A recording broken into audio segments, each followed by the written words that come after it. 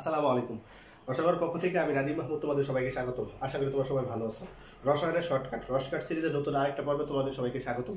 আজকের ক্লাসে আমরা যে জিনিসটা শিখবো সেটা হচ্ছে পলির বর্জন নীতি। ঠিক আছে, এইচএসসি কেমিস্ট্রির তোমার কি ফার্স্ট পেপারের গুণগত রসায়নের মোস্ট ইম্পর্টেন্ট টপিকটা হচ্ছে পলির বর্জন নীতি। আচ্ছা, পলির বর্জন নীতি পড়ার আগে দেখো আমরা একটা তোমার কি ডায়াল নাম্বার লিখে রেখেছি।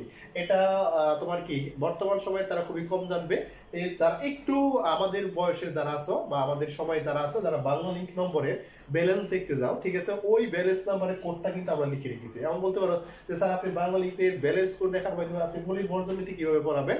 আমরা আসলে এই টেকনিকের সাহায্যে আমরা তোমাকে কিন্তু পলির বর্জন নীতিটা শেখাবো। ঠিক আছে, তো বাংলা লিঙ্কের ক্ষেত্রে তুমি যখন ব্যালেন্স দেখতে যাইতা তখন এই কোড নাম্বারটা কিন্তু ব্যবহার করতে হতো *124#। তাহলে আমরা আজকে বাংলা লিঙ্ক কোড নম্বরের মাধ্যমে কিন্তু আমরা আজকে পলির বর্জন নীতিটা খুব সহজে শিখবো। চলো আমরা শুরু করি। তাহলে প্রথমত দেখো, আমরা প্রথমত লেখা আছে তোমার কত এক। তাহলে একটি তোমার কি একটি পরমাণু, ঠিক আছে, এক দ্বারা আমরা মনে রাখবো একটি পরমাণু। ঠিক আছে, একটি পরমাণু তোমার কি দুই দ্বারা দুইটি ইলেকট্রনের চার দ্বারা বুঝবা চারটি কোয়ান্টাম সংখ্যার মান। চারটি কোয়ান্টাম সংখ্যার মান কখনই একই রকম। কোয়ান্টাম সংখ্যার মান কখনোই, ঠিক আছে, একই রকম হবে না। আমরা এই সংখ্যার সাহায্যে কিন্তু পলির বর্জন নীতিটা খুব সহজে মনে রাখতে পারি। একটি পরমাণুর দুটি ইলেকট্রনের চারটি কোয়ান্টাম সংখ্যার মান কখনোই একই রকম হবে না। তাইলে আমার চারটি কোয়ান্টাম সংখ্যা বলতে আমি কি বুঝি? চারটি কোয়ান্টাম সংখ্যা বলতে আমরা অলরেডি কোয়ান্টাম সংখ্যা পড়ে আসছি, ঠিক না? চারটি কোয়ান্টাম সংখ্যা বলতে আমরা যে জিনিসটা নির্দেশ করতেছি সেটা হচ্ছে NLMS, অর্থাৎ প্রধান শক্তি স্তর তোমার N, সহকারী কোয়ান্টাম সংখ্যা বা উপশক্তি স্তর যেটা আমরা বলি L, ম্যাগনেটিক কোয়ান্টাম সংখ্যা হচ্ছে M, আর স্পিন কোয়ান্টাম সংখ্যা হচ্ছে তোমার কি S। এখানে চারটি কোয়ান্টাম সংখ্যা বলতে মূলত এইগুলো নির্দেশ করা হয়েছে। ঠিক আছে, তাহলে বলা হয়েছে একটা পরমাণুতে দুটি ইলেকট্রনের চারটি কোয়ান্টাম সংখ্যা অর্থাৎ NLMS এর মান কখনই একই রকম হবে না। যদি তোমার তিনটা মান একই রকম হয় তাহলে চতুর্থটা ভিন্ন হবে, অথবা দুইটা মান যদি একই রকম হয় তাহলে তৃতীয় মানটা তোমার কি হবে? ভিন্ন হবে। এটা আমাদের একটু মনে রাখতে হবে। ঠিক আছে, তাহলে আমরা কি শিখলাম? একটি পরমাণুতে দুটি ইলেকট্রনের চারটি কোয়ান্টাম সংখ্যা মান কখনোই একই রকম হবে না। ঠিক আছে, তাহলে কোয়ান্টাম সংখ্যা বলতে আমরা কি বলছি? NLMS। আমরা আরো সংখ্যা মনে রাখতে নীলিমা হিসেবে। ঠিক আছে, আমরা কিন্তু চাইলে এটা কি নীলিমা হিসেবেও কিন্তু আমরা কি করতে পারি? মনে রাখতে পারি। ঠিক আছে, NLMS। ঠিক আছে, চলো এবার আমরা একটা প্রয়োগ দেখি। প্রয়োগটা হচ্ছে যেমন মনে করো আমরা ফসফরাসের ইলেকট্রন বিন্যাসটা করলাম। হ্যাঁ, 1:2, 2:2, তারপর হচ্ছে 2p6, 3s2, তারপরে মনে করো 3p3।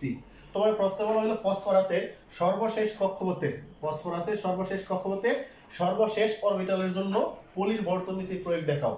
ফসফরাসের সর্বশেষ কক্ষপথের সর্বশেষ অরবিটালের যে কোনো দুইটি ইলেকট্রনের জন্য পলির বর্জন নীতির কি দেখাও? প্রয়োগ দেখাও। তাহলে আমরা এই কাজটাই করবো। তাহলে প্রথমে আগে বক্স পদ্ধতিতে আমার কাজটা করতে হবে। তাহলে বক্স পদ্ধতিটা আমরা অঙ্কন করলাম। এটা 1s, তার এটা হচ্ছে তোমার কত 2s, এটা হচ্ছে তোমার কত 2p, এটা হচ্ছে তোমার কত 3s, তারপরটা হচ্ছে তোমার কত 3p। ঠিক আছে, তাহলে আমরা নিচে অঙ্কন করলাম। এটা 1s, এটা হচ্ছে তোমার 2s, px, py, pz, এটা হচ্ছে 3s, এটা 3px, 3py, 3pz। তাহলে প্রথম ইলেকট্রন ঘড়ি কাটার দিকে, দ্বিতীয়টা ঘড়ি কাটার বিপরীত দিকে। এটা হচ্ছে তোমার 2s ইলেকট্রন কয়টা? দুইটা। প্রথমটা ঘড়ি কাটার দিকে, দ্বিতীয়টা ঘড়ি কাটার বিপরীত দিকে। ps আবার মিডল কনভার্ট করো, px, py, তোমার কত pz। এক্ষেত্রে ইলেকট্রন প্রথমে একটা, তারপরে একটা, তারপরে একটা। তাহলে আমার কাছে বাকি রয়েছে আরো তিনটা। তাহলে দ্বিতীয় ইলেকট্রন গুলো হবে ঘড়ি কাটার কোন দিকে? বিপরীত দিকে। আমরা প্রথম থেকে শুরু করবো। s অরবিটাল ইলেকট্রন কয়টা আছে? দুইটা। প্রথমে ঘড়ি কাটার দিকে, দ্বিতীয়টা ঘড়ি কাটার বিপরীত দিকে। p তে ইলেকট্রন আছে কয়টা? তোমার তিনটা। তাহলে আমরা তিনটাই হবে ঘড়ি কাটার দিকে, যেহেতু আমার কাছে আর কোনো ইলেকট্রন নাই। তাহলে বলছে ফসফরাসের সর্বশেষ কক্ষপথের সর্বশেষ অরবিটালের যে কোনো দুইটা ইলেকট্রনের জন্য পলির বর্জন নীতির প্রয়োগ দেখাও। তাহলে আমরা সাধারণত এবার ইলেকট্রন গণনা করতে হবে। এটা 1 নাম্বার, এটা 2 নাম্বার, এটা 3 নাম্বার, এটা 4 নাম্বার। ঠিক আছে, এটা হচ্ছে 5, এটা হচ্ছে 6, এটা হচ্ছে তোমার 7, এটা হচ্ছে 8, এটা হচ্ছে 9, এটা হচ্ছে তোমার 10, এটা হচ্ছে 11, এটা হচ্ছে 12, এটা হচ্ছে তোমার 13, এটা হচ্ছে তোমার 14, এটা হচ্ছে তোমার কত 15। এখন স্যার আপনি কিভাবে নাম্বারিং করলেন? যে ইলেকট্রন আগে বসছে তার নাম্বারিংটা তোমার কি হবে? আগে হবে। মনে থাকবে, যে ইলেকট্রন কি বসাইবে? আগে বসাইবে, তার নাম্বারিংটা আগে দিবা।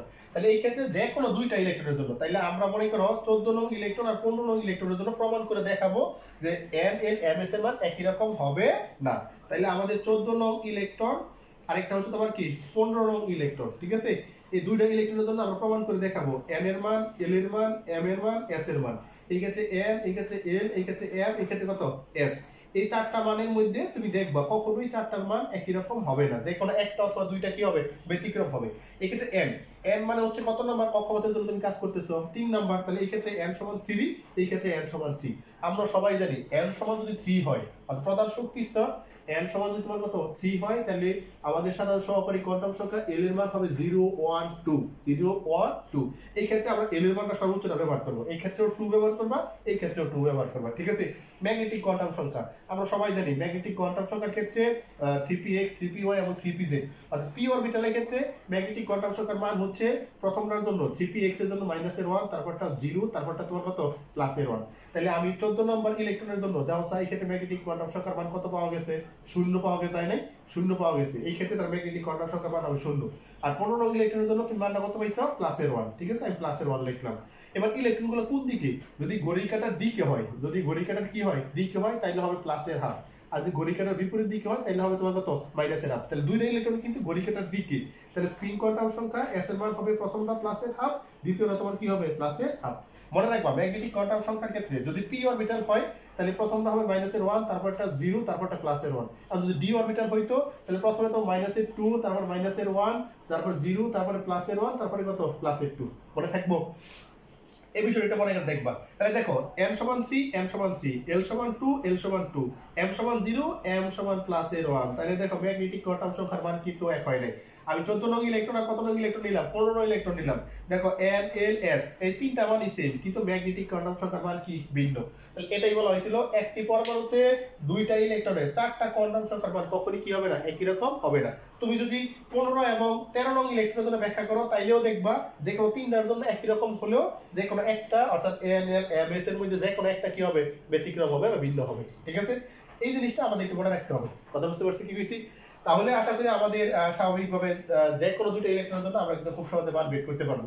এখন তুমি যদি মনে করো স্যার আমি তো 13 নং ইলেকট্রন আর 15 নং এর জন্য বার করবো, তাইলে আমাদের দেখাতো তাহলে 13 আর হচ্ছে তোমার কত 15, তাহলে 13 আর 15, তাহলে 13 নং এর ক্ষেত্রে n l m s, তাহলে n l m s, তাহলে এই ক্ষেত্রে মানগুলো যদি আমরা বের করি তাহলে দেখো কি দেখায় n সমান কত নাম্বার কক্ষপথ 3 নাম্বার, উভয়ের মান 3। n সমান 3 হলে উপশক্তি l এর মান কত সহকারী কোয়ান্টাম সংখ্যা l এর মান সর্বোচ্চটা কত 2, তাহলে এই ক্ষেত্রেও 2, এই ক্ষেত্রেও 2। আমরা m এর মান প্রথমটা -1, তারপর 0, তারপর +1, তাহলে কত নং ইলেকট্রন 13 নং, তো 13 নং ইলেকট্রনের ক্ষেত্রে কত -1। আর যেহেতু 15 নং ইলেকট্রন এখানে তার মান কত +1। যেহেতু উভয় ইলেকট্রন ঘড়ির কাঁটার দিকে, তাহলে প্রথমটা হবে প্লাসের হাফ, দ্বিতীয়টা হবে কি প্লাসের হাফ। আবারও দেখো ম্যাগনেটিক কোয়ান্টাম সংখ্যার মান কিন্তু তোমার কি আসছে ভিন্ন আসছে। অর্থাৎ আমি যে কোনো তোমার কি একটা পরমাণুতে দুইটা ইলেকট্রনের ক্ষেত্রে যখন ম্যাগনেটিক অর্থাৎ তুমি কি চারটা কোয়ান্টাম সংখ্যার মান প্রমাণ করতে যাবা দেখবা যে কোনো তিনটার মান একরকম হলেও চতুর্থটার মান কি হবে ভিন্ন হবে, কখনোই একই রকম হবে না। তাহলে কিন্তু আমরা খুব সহজেই বিষয়টা তোমার শিখে ফেললাম যে যে কোনো পরমাণুর কক্ষপথের অরবিটালের জন্য তুমি কি করো পলির বর্জন নীতির প্রয়োগ দেখাও। একটা জিনিস অবশ্যই ভালো করে খেয়াল রাখবে, ম্যাগনেটিক কোয়ান্টাম সংখ্যার মান আমরা এমসিকিউতে আসে p অরবিটালের ক্ষেত্রে, ঠিক আছে, p অরবিটালের ক্ষেত্রে তার সাব px py তোমার কত pz, এই ক্ষেত্রে ম্যাগনেটিক কোয়ান্টাম সংখ্যা -1 0 একটা কত +1। d এর ক্ষেত্রে dxy dyz dzx dx2 y2 এটা তোমার কত dz2, এই ক্ষেত্রে -2 -1 0 +1 +2 মনে থাকবো। এটা হচ্ছে আমাদের ম্যাগনেটিক কোয়ান্টাম সংখ্যার মান। d অরবিটালের ক্ষেত্রে -2 -1 0 +1, তারপর তোমার কত +2। আর p এর ক্ষেত্রে -1 0 আর একটা কত হবে +1 হবে। তো আশা করি আমরা যে কোনো পরমাণু আর একটা পরমাণু দুইটা ইলেকট্রনের জন্য তোমার কি পলির বর্জন নীতির প্রয়োগ আমরা খুব সহজে দেখাতে পারবো। আশা করি আজকে ক্লাসের পরে এই পলির বর্জন নীতি নিয়ে তোমাদের আর কোনো সমস্যা থাকবে না।